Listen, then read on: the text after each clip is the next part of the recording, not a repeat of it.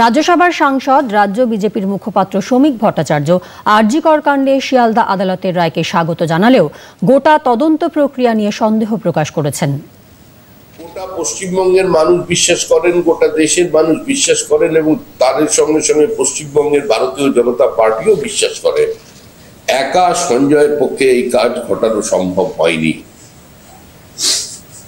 অতি তৎপরতার মধ্যে সঞ্জয়কে নিয়ে গিয়ে ফাঁসিতে ঝুলিয়ে দিয়ে যারা মনে করছেন সমস্ত প্রমাণ একদম শেষ করে দেবেন, তথ্য লোপাট করে দিতে যে চেষ্টা তারা চালিয়ে গেছেন সেটাই সফল হবেন, তারা ভুল করছেন।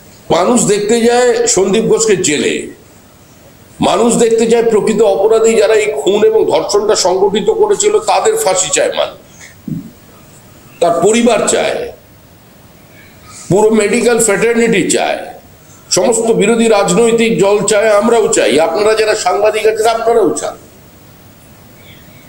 তো সুতরাং সেটাকে কি করে বন্ধ করে দেবে?